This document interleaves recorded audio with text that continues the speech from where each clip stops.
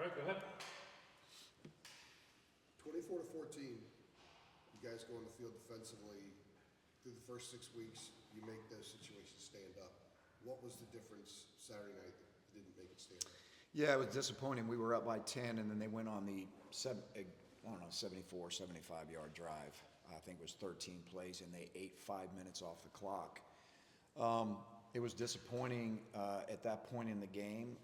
I think that, as you go back and you look at everything, you're always trying to look for reasons why, right? So everything starts with me. And I thought they had a very good game plan coming in. They did some things that we needed to adjust to, but we didn't do a good enough job adjusting to them. I think they kept us off balance a lot during the night. That particular drive that you're talking about, there wasn't a lot of great third down opportunities. I think there was 1 3rd and 5 that we didn't capitalize on getting off the field, but it was leaky yardage. There was a couple of big explosive plays in there, one being a quarterback run for, I think, 20 yards. And then anytime, that you're giving up those type of explosive plays, the chance of them scoring goes up because you're obviously, extending drives, getting first downs, eating the clock. And all of those things happened at that point in the game where normally we've been good at making a stand at that point, getting the ball back to our offense. We weren't at that particular time in the game. And again, it was little things, and it was everybody involved. It wasn't one position group.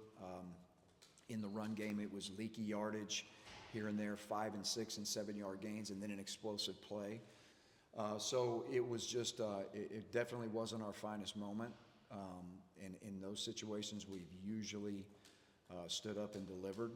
And we've taken a close look on, just at the whole picture of when we weren't good, why. And so it was everybody involved. It was gap control, it was pass rush lanes, it was secondary support on the run as well. So we had a great opportunity at that point, and we did not deliver. So we're going to go back and look at all that as we already have, and when we get into those situations again, we need to be able to make a stand. Is leaky? You talk about leaky yardage. Is that when it should have been like a 2-yard gain becomes a 5 or 6? It is. So we refer to leaky yards as we had opportunities to stop it for 2 and 3 yard gains, and we either miss a tackle, run through a tackle, don't hold our gap. Somebody doesn't, somebody's not quite in the right proximity to make those tackles, and that happened a good bit the other night. And so we have to get back to the fundamentals of the game so that we are in a better proximity to make those plays. And, again, that starts with me. They did a good job of tempo and some things to keep us off balance, which that won't happen to us again this year. We would be prepared for every tempo scenario moving forward, and that starts with me. We just didn't do a great job. I never felt like we were just in sync with that a lot of the night. And again, we'll learn from our mistakes and we'll move forward. But I think all of these type of things, quarterback run game, there was more quarterback design runs than we had anticipated going into the game. Again, we have to do a better job of adapting and adjusting to that. But there were a minimum of, I think, 10 design quarterback runs going into the game, which they hadn't previously shown. But that's our job. Our job is to, adjust to those moments. And so we'll do a better job moving forward, but that contributed to the leaky yards that you're referring to. Now, the Georgia Tech quarterback rushed for 150 last week, so I'm sure you got your attention on that. Yeah, he's Pretty big kid. he is. I remember him coming out of high school when I was doing TV. I remember when he had signed at A&M. Coach's kid, won a lot of games in East Texas as a quarterback. Really athletic, great in open space. Had a 71-yard touchdown run the other day. So he's a handful. So we're going to have to be able to make sure that we're really prepared for all of the quarterback run game scenarios that we know we'll see. And let's not bury the fact that his escapability on scrambles is there as well. He's much like the Schrader, the young man we played against Syracuse, right? So he's averaging almost 8 yards per quarterback scramble, and he scrambled 26 times. So he's just a tough, athletic, really good in space guy that we're going to have to always have a plan for. Gene, to maybe take that a step further, when you have some of the things that happen Saturday night, like you've been talking about, do you almost expect, or do you expect the teams you face next to sort of use that as a template? Because, you know, I mean, teams are who they are, I know, but like mix in some of that stuff that gave them trouble. Like, do you find teams will try to use like the quarterback design stuff as a template moving forward as you guys? Yes, we fully expect that. We fully expect that. And ironically, Georgia Tech just inherently runs a lot of the same things anyway this week. So we call it copycats. Georgia Tech doesn't have to copycat because that's kind of who they are anyway. But what we have found, at least what I've found over the last 2 years, is that anything that you're having trouble with that is sort of your kryptonite, you can expect to see it again at some point. So that's something that we fully expect this week because that's who they are. But with other teams who that might not be exactly who they are, but they'll make an attempt at it as well. Gene, it's now 2 straight weeks you guys have forced a fumble on the goal line that has ended up being a turnover. Is that sort of a silver lining that you can take from Saturdays, that on goal line you guys have been able to make potentially game-changing plays? Yeah, I think there's two things. Look, you're always trying to figure out when you have a performance that's not as desirable as you would like, you have to still pull out some things that were positives, right? One of the things that we talked about going into the season was just getting turnovers, no matter where they are on the field, right? But I feel like the one that Chapman had before halftime was huge. That was a huge play in the game. That was a huge red zone stop. Because I think excuse me if I'm not exactly right, I think it was 14-14 at the time, and it was You're right. about 3 minutes, 4 minutes before halftime.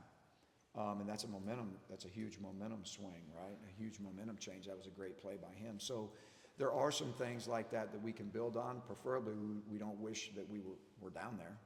You know what I mean? But when we get down there, we have to put a premium on making red zone stops, and that was a huge one.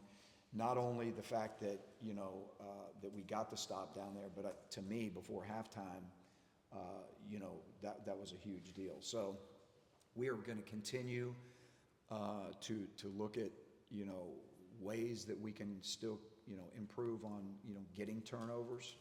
But again, I think that was a big deal at the time. Matt, you mentioned that the wide receivers that you guys are going to face, maybe some of the fastest you've seen this year in Georgia Tech. 3 of your top 4 guys are all under 6 foot, kind of have that shifty slot move to themselves. I guess what kind of challenges are you facing so many guys who kind of have that same move present to you guys? Yeah, it's really interesting. It's been a really good mix over the last several weeks of several 6'4", 6'5" guys that are, and then you have kind of your other shifty guys that have been sprinkled in there. This seems to be kind of a complete change, right? It's like they're all 6-foot guys with the exception of maybe one, and they're all extremely fast. Like they have documented really fast track times from high school. So they're very fast guys. It is challenging. Those guys can operate in space. They've got the ability to run by you, and they have the ability, because of the way they're built, to operate in short areas, in short and medium routes as well. So it's going to be a huge challenge. This offense, the only thing that's ever slowed them down is, if they turn the ball over, So they've got a great athletic ability on the perimeter. They've got an extremely athletic quarterback right now that can really make you pay if you are a guy short on the quarterback run or you don't have your pass rush lanes balanced up. So it's challenging all the way around. But this guy's speed on the perimeter, it'll be as good or better than Miami in terms of just flat out speed. Kind of to go off of that point with the speed, what kind of makes, I know you talked about some of the size of the Georgia Tech receivers compared to maybe the ones that Miami had, but they still had the trait of kind of being quick and things like that. But guess in either scenario, what's kind of the key elements of really containing that speed and not allowing for some of those explosive plays to happen in that secondary? Yeah, it's a tricky balance on, you know, making sure that you can cover all of the, you know, short area routes, all of the, you know, kind of medium, you know, those 10 to 15 yard routes, and still protect yourself from getting run by. You know, that's the tricky part of it, right? So I think in those scenarios, it's really important for the underneath people that are actually, you know, in the coverages to understand how to play these guys based on where their help is. So obviously, you know, you can play a guy more aggressively if he knows he's got help where, you know, he doesn't have to worry so much about getting beat deep because he's got help over the top. And that way you can get your hands on your, you know, we call it putting your hands on your coverage more, and things of that nature where I can be a little bit more aggressive underneath. So we'll have to do, you know, a good job of just understanding the coverages and, you know, where I have help, where I don't have help, and things of that nature. But, you know, the best trait of a DB is a guy that understands when he has help, you know, being able to use it. And then, you know, if you don't really fully understand that, it's hard to cover a guy on every short route, every medium route, and every deep route when, you know, you have 100 yards of field and 53 yards wide, right? So using your help and playing to your help is a huge part of, you know, these guys succeeding on Saturday. Go back to Armani. He made, he also, I think, had the strip. He did. On the goal line. He had a pick in an earlier game. He's got a lot of experience. Tayon didn't play much the other night. Has Armani maybe leaped him in that rotation there? And are you at a point where his experience and his understanding of what you're doing have kind of met at the same point? Yes, they have definitely meshed together. You know, it's hard to argue production. Nobody out there has played perfect, but when you're out there, are you making plays? Well, Chapman had a great pick against Minnesota at a critical time in the game. Then he had a really nice interception the other night at a critical time in the game. So he is starting. He's starting to produce. I think he's getting a better feel for everything that we're doing. That, combined with the amount of experience that he already has, is starting to show up. So that's why he's getting more reps as we go. You know, he's starting to gain the confidence of everybody, you know, around him. And when he gets on the field, he's been productive. So we expect his reps to continue to grow. And again, you know, young guys in there like Tayon, he is a very talented young guy, but he doesn't have the same amount of experience, right? So you have to have a good balance in there. We don't have a lot of depth at the corner position right now. So we've got to be able to find out what the best balance is. And Saturday night, because the way you saw the amount of plays that Chapman had versus Tayon, it's about, you know, what's happening in the game, who's producing, how are you playing, are the moments too big, all of those things. And we're not saying the moments were too big for anybody. We're just saying that when your production shows up, you get what you earn. You get those reps. And he's, so far to this point, really growing in that regard. Gene, go ahead. You talked about the power proximity. How did that play into the defensive execution against UVA, especially in some of those crucial third down situations? Yeah, I feel like it wasn't as good. We weren't as sharp as we had previously been. You know, putting yourself in a position to make a play on third down, putting yourself, you know, in a better position to eliminate some of the explosive plays. We gave up way too many explosive plays, and that simply is about, you know, executing and putting yourself in a position to do that. So wasn't happy with where we were.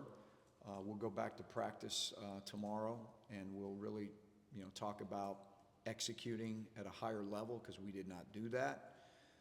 And again, that starts with me, but power proximity Saturday night in certain critical moments was not what we expect, and we need to do a better job of it. We need to do a better job coaching it. We need to do a better job executing it. Thank you. We were talking to Rucker after the game the other night, and he was sort of just rolling through and listing off ways you need to be better, things you have to be better at. And he happened to say, he was saying whether it's this, whether it's that, he happened to say whether it's positivity on the sideline, which sort of perked my ears up a little bit. I was going to ask him about it. I know you're in the box,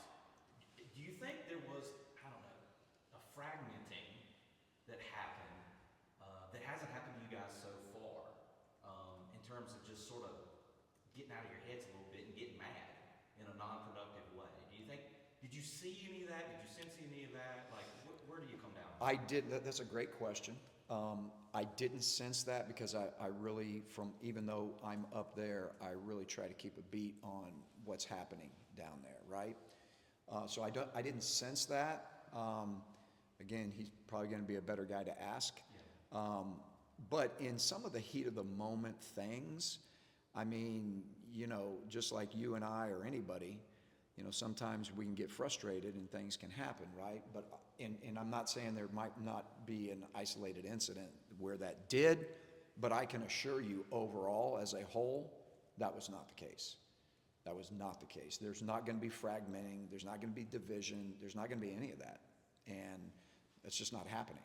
So is there moments of frustration where that could have happened here or there with a player or so? Yeah, that's what happens when you're not being as productive as you know you can be. That's human nature. But I can assure you as a whole, that will never be the case. What has been, to go off that, a lot of older guys on this defense, a lot of guys who expect a lot of themselves in the defense. Mm-hmm. Like, what have you seen as sort of a collective reaction yesterday? Well, you haven't seen them today, but what have you seen as sort of a collective reaction from them coming out of Saturday night? What have you picked up? The first word that comes to mind is disappointment. And we spent a lot of time before we went over the film yesterday just talking about disappointment and talking about, you know, we're grown men. And you got a room full of alpha males. And you know what? Everything's not always going to be perfect. You're not going to like it. You're going to be disappointed. But we can only change the behavior and the traits and the habits of what we do moving forward. And, you know, I told them that, you know, with disappointment and pain, there always has to come growth. Because if there's no growth and there's no, you know, if you don't get anything out of the pain and disappointment, then all of the pain and disappointment is in vain. And so we're not going to live that life. We're going to take the pain and the disappointment, we're going to grow for it, and we're going to be better moving forward. But this is a man's game. And it's played by, it's a man's game, and you know, it's not always going to be perfect. Yeah. So they understand where I'm coming from. They understand my messaging. And like I told them, it wasn't players, it was coaches and players. It was all of us, just like it's all of us when we win. So it's not one group, it's not one position, it's not one coach, it's not one player, it's everybody. That's why it's the greatest team game on the planet, because you got to get 11 dudes doing the right thing all the time. That's really hard to do. So our job is to make sure that we get 11 guys in a better position next week than we were in the previous. But we're going to move forward. We're not going to look back. We're going to take the pain and disappointment. We're going to make sure that we grow from it, and we're going to move on, because that's what men do, especially in this game, because this game it'll humble you quick. And we got humbled.